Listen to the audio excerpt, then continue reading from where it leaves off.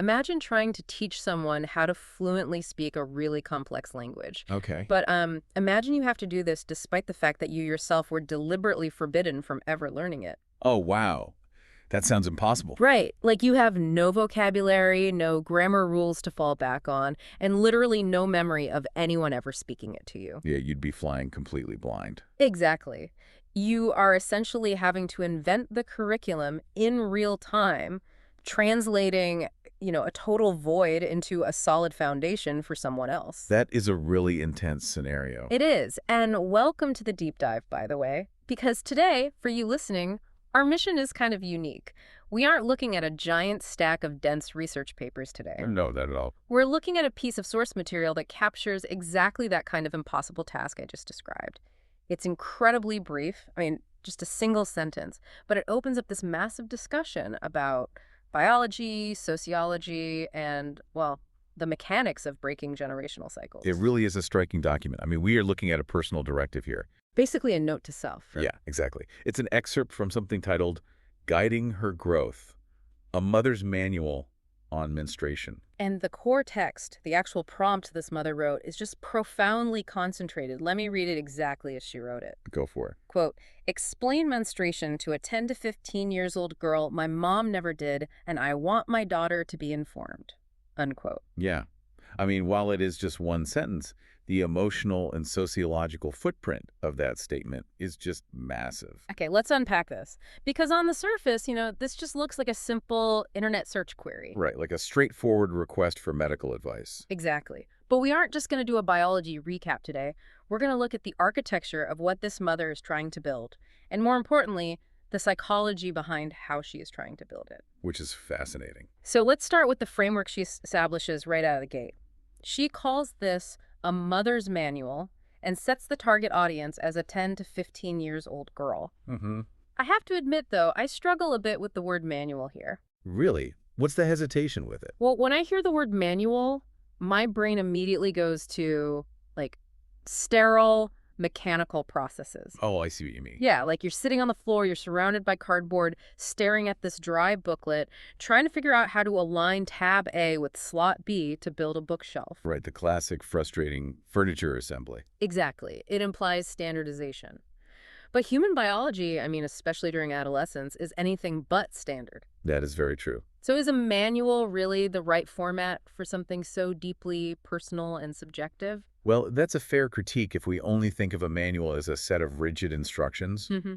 But consider a different type of manual, like a diagnostic manual or even a field guide. Oh, a field guide. I like that. Right. The text pairs the word manual with guiding her growth.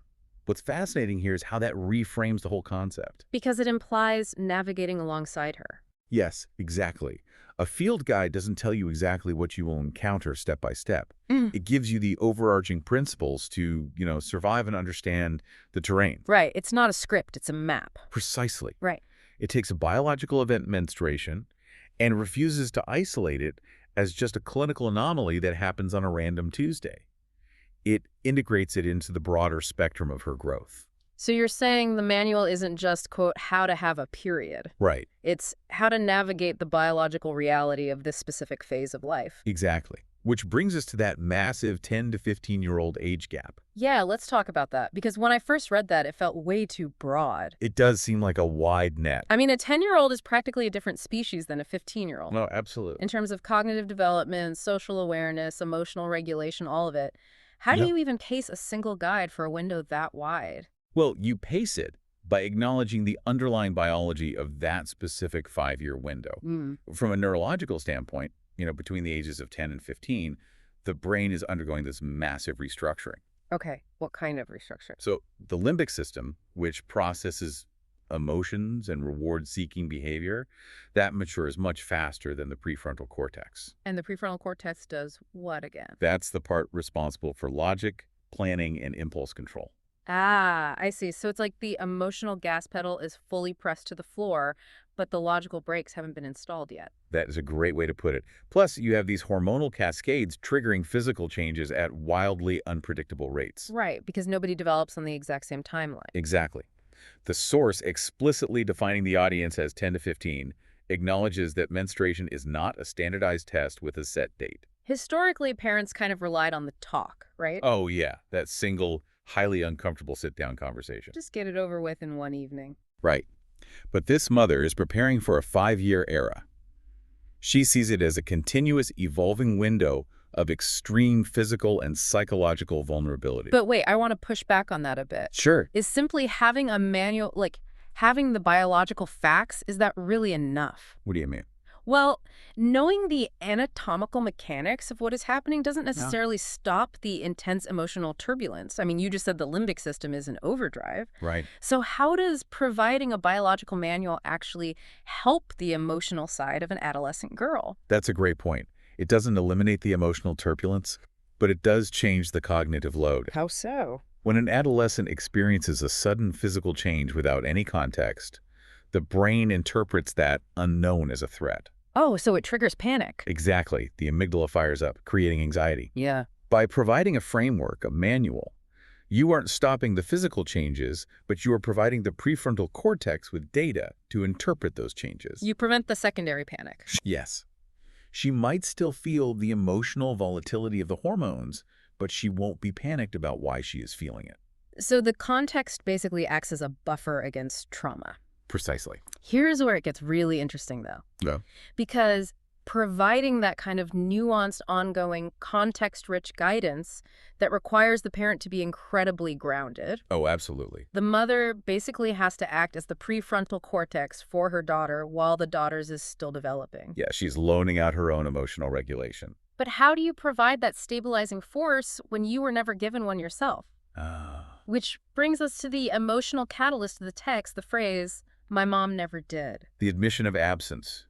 It is arguably the most powerful part of the source material. It really is. Think about my language analogy from earlier. Or actually, better yet, think about driving a car. Okay, driving a car. Imagine you are driving this complex vehicle, but someone has placed black tape over all the dashboard warning lights. Oh, geez. Right. You have no idea what the signals mean. If a light flashes behind the tape or the engine makes a weird noise, your immediate response is panic. Because you have absolutely no diagnostic context. Exactly. This mother was sent out onto the road with tape over the dashboard. Her mom never gave her the manual. Right. And now she is trying to painstakingly peel that tape off for her daughter while simultaneously trying to figure out what the lights mean for herself. Which requires an immense amount of cognitive and emotional labor. I mean, in psychology, there's a concept known as implicit memory versus explicit memory. Okay, break that down for me. Implicit memory operates unconsciously. It's basically the operating system running in the background. Like autopilot. Exactly. And when it comes to parenting, our default setting is heavily influenced by implicit memory. We tend to reflexively repeat the behavioral scripts that were modeled for us. Even if we know those scripts were harmful or just unhelpful. Even then, the path of least resistance for the human brain is to rely on existing schemas. Right. It's just easier. Yeah. If your parents met uncomfortable topics with silence, your implicit memory tells you that silence is the appropriate, safe response to discomfort. Oh, wow. So breaking that cycle requires explicit, conscious override. Exactly. It requires you to actively notice the silence, identify it as a flaw rather than a feature, and then painstakingly write a new behavioral script from scratch. So she isn't just writing a note, she is actively fighting her own neurological conditioning. She is fighting her own limbic response. Yeah. I mean, taboo topics historically are encoded in our brains as social dangers. Right. We're taught to avoid them. Speaking about them triggers a mild threat response. Yeah. So to deliberately stop a cycle of generational silence, you have to endure the cognitive dissonance of doing something your brain tells you is wrong or unsafe based on your own upbringing. You essentially have to build the bridge while you are walking on it. Yes. And the sheer exhaustion of that cannot be overstated. I mean, she is simultaneously having to parent the confusion and fear of her own inner 10 to 15-year-old self. Who was left in the dark. Exactly. While looking her actual daughter in the eye and acting as a confident guide. It's a heavy lift. Why take that on, though? What drives someone to push through that level of psychological friction? If we connect this to the bigger picture, it is driven by the desire to alter the power dynamic for the next generation. Alter the power dynamic. Yeah. The void in her own past, the "my mom never did that," becomes the friction that generates the forward momentum. So the absence becomes the fuel. Exactly. She recognizes that silence isn't neutral. Silence is an active force that breeds shame. which launches us directly into the ultimate objective she has for her daughter. Right. The final part of the text states, quote, "I want my daughter to be informed," unquote. Not told, not warned, informed. The distinction in that vocabulary is vital. So what does this all mean? Like, why does that specific word matter so much? Well, what does told imply to you? To me, being told implies a one-way transaction. It's a lecture. It feels authoritarian, like I'm going to tell you what is going to happen to your body. Right. It leaves no room for questions. But informed changes the posture entirely. It treats the 10 to 15-year-old not as a passive recipient of biological fate, but as a stakeholder in her own physical reality. Yes. It treats her as someone deserving of data and transparency. It fundamentally respects her agency.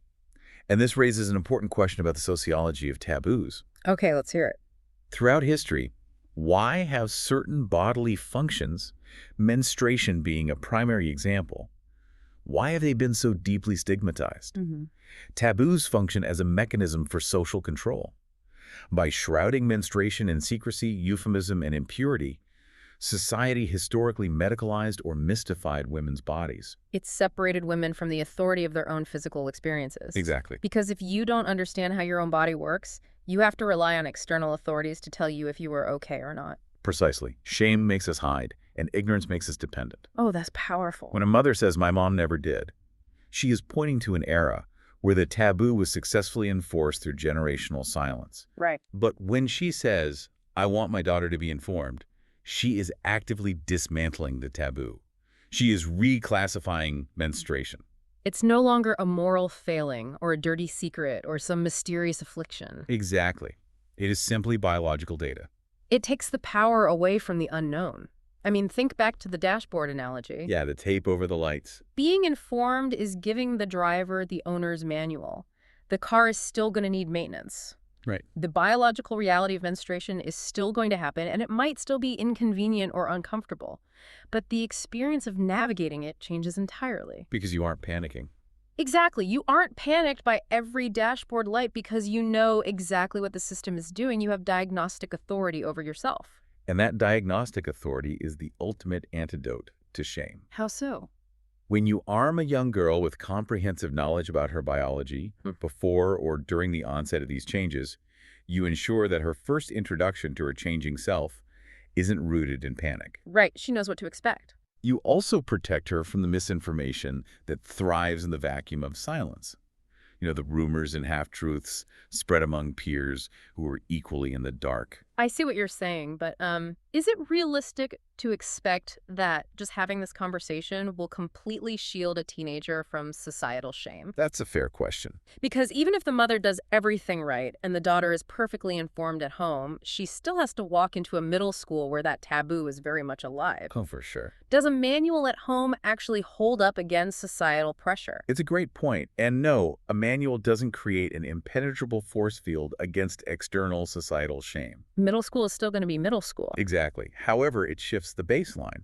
If a girl encounters shame or teasing at school, but she has a foundation of factual, confident knowledge at home, she recognizes the teasing as ignorance rather than internalized truth. Oh, okay. She might still feel embarrassed in the moment, but the shame doesn't become part of her identity. The home acts as a secure base of reality testing. That makes perfect sense.